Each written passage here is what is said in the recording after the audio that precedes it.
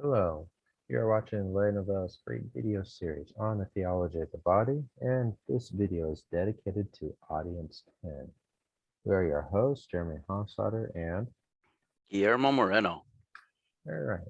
So this audience marks the last one dedicated to the experience of the original unity of man and woman. So just recall that for JP2's language, sex means masculinity and femininity, and it's not a reference to intercourse or the conjugal act. And JP2 and the previous audience defined original unity as the conjugal act. All right. And we need to kind of recall the significance of flesh, my flesh, bone of my bone language. This language speaks of two incarnations of original solitude before God. So, male and female. Remember, woman is flesh of the man's flesh, bones of the man's bones. So, you have two ways that the human person can be expressed as either masculine or feminine. So, these are two incarnations of original solitude. If recall, man experienced solitude because he discovered his uniqueness from animalia. He is a being that is different. And so these two incarnations, man as either masculine or feminine, either so the man and the woman, are two reciprocal ways of being a body and human. And these are also two complementary dimensions of subjectivity. And subjectivity is a word we haven't heard in a while, at least for our audiences. And subjectivity, just to recall, has these fundamental characteristics such as self-knowledge, self-determination, and we can also add on self-consciousness and awareness of the meaning of our body. Now, let's see here. Sex demonstrates how the body is constituted as male or female, or as he or she. And I guess just something to further note is sex is an enrichment of man for salvation history. We just think for a moment, we had the man and woman were given the duty to till the soil and to be fruitful and multiply. Well, you can't be fruitful and multiply if there's not a man and a woman. And so with the original unity, you get this fulfillment and the beginning of salvation history. Guillermo, was there anything you wanted to add kind of as far as reintroducing some previous material to get our minds and thought for this audience?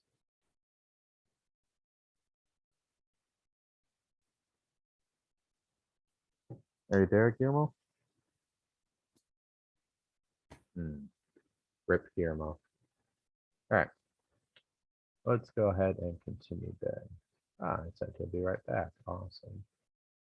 We'll do that chat. All right. Original unity. So let's see here. Original unity is expressed and realized in the conjugal act. The masculinity and femininity of humanity allows male and female to place their whole humanity under the blessing of fruitfulness. We read in Genesis 2 that the two shall become one. In this form, so this implies that there's an obligation from the beginning to see the fullness and depth proper to this unity to the conjugal act in light of the theology of the body. So, and we have this beautiful quote I wanted to share with everyone, and it's from page 167 It's the second paragraph of this audience. So begin quote. When they, I think it's supposed to be when the unity with each other in the conjugal act so closely as to become one flesh, man and woman, rediscover every time and in a special way the mystery of creation. Thus, returning to the union in humanity that allows them to recognize each other reciprocally and to call each other by name as they did the first time. End quote. So every time a man and a woman get together as husband and wife and they have sex, or I should say when they perform the conjugal act, right? Because sex is restricted to masculinity and femininity. When they perform the conjugal act, that husband and wife rediscover every time this in a special, unique way that mystery of creation. We re-experience, rediscover the mystery of creation, and there's a return to this original unity. And just as the first man and woman experienced their unity, there's the husbands and wives today, we get to experience that same kind. We we get to encounter that same original experience. It's a very powerful, I should say empowering statement about human sexuality, how man and woman relate to each other in the conjugal act. There's something profound here that every reader should stop and meditate upon. This returning to the original experience of man in the conjugal act is a reliving of the virginal value of man. This one flesh established by God is a this one flesh union is established by God and is a discovery of our own humanity in the original unity.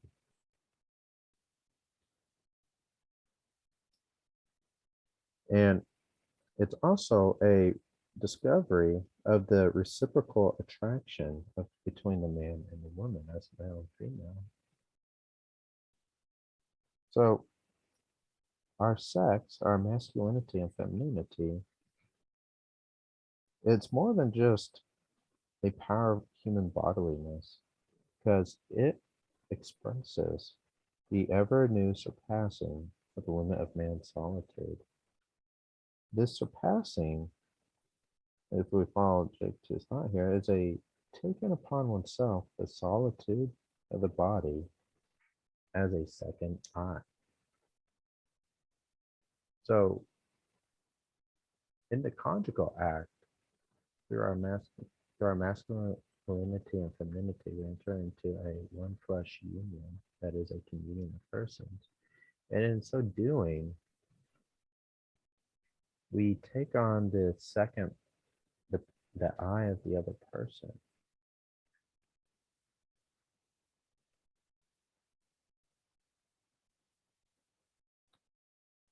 And that's something remarkably profound. I know I just used those words, but this is really if the audiences before weren't already so revolutionary, this one certainly is. All right. Are you there, Guillermo? Yes, I am. All Yes. right. Welcome back. I just wanted to say that it's intense, and alluding to what you said either earlier in this episode or in the previous episode, I got them confused, is how casually in our culture people treat sexuality. When Oh, yeah. one thing that comes to my mind, something that I refrained from saying in an earlier episode, is that, or I think I refrained from saying so, is that this is the point. This is the in a manner speaking, the temporal end of our sexuality. Of course, there's the uh eschatological end that it alludes to, but in the meantime, It's about this communion of persons, this complete self gift where uh, I don't want to butcher your words, but where you receive the other person's I, correct? Is that what you said? Yeah. So we gotta be careful, Guillermo, because we haven't used the term or phrase self-gift yet. Yeah, you're right. That's coming up, I think, actually, maybe beginning the next audience. Okay. Because the next theme is the original nakedness. And in there, wait, no, it's, All right. I think it's like 12 or 13 with Yes. the dimension of gift. That's it.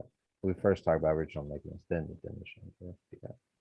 But I'll yeah, leave, yeah, I will leave my thought at that for now in that case, because it's it has this, to, for a lack of other words, profound meaning, yeah. and we've lost sight of it. And that's what we're here for, to help everyone discover or rediscover the profound meaning of our bodies and sex, of being masculine and feminine. Once we learn the truth about these realities, we Hmm. become empowered and become more of a person because we understand more of who we are. All right, I think that's enough of a pep talk. All right, let's see what the next slide's about. Original unity and self-determination. Now, something to recall is self-determination is free will. So when we talk about self-determination, just think to yourself, free will.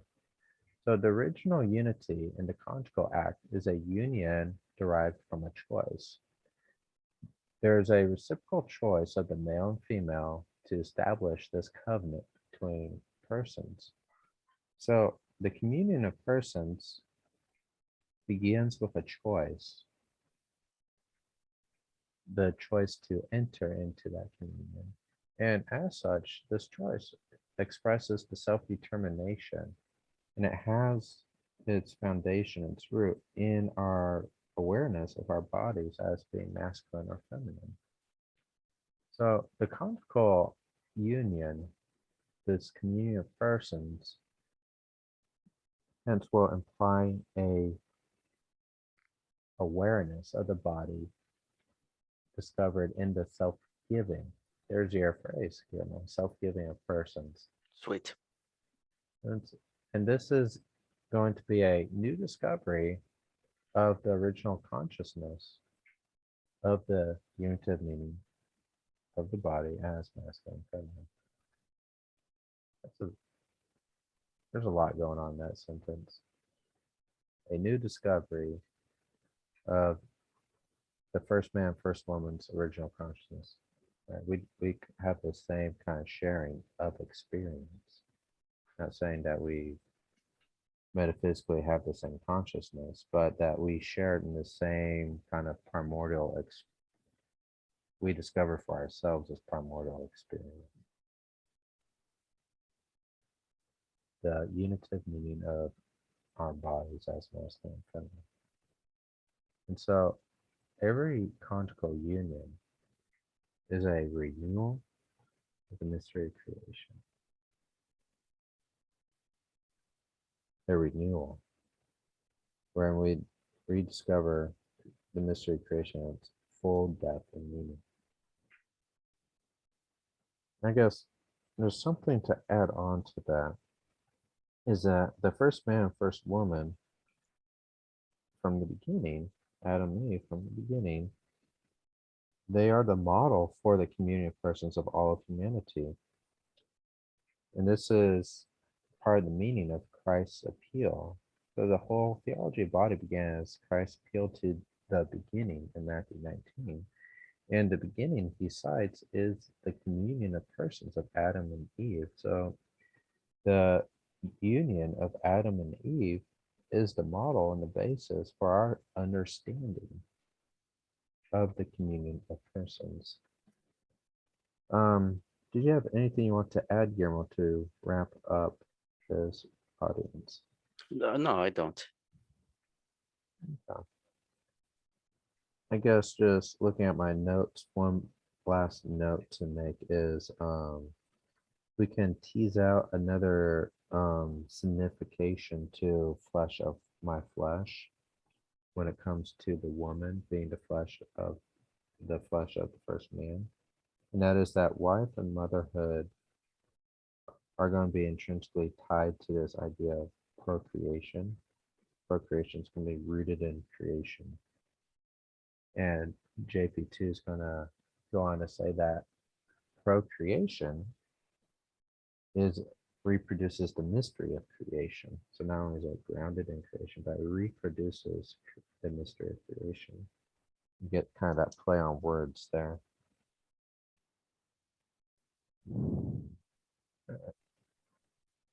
With that, thank you for watching our video.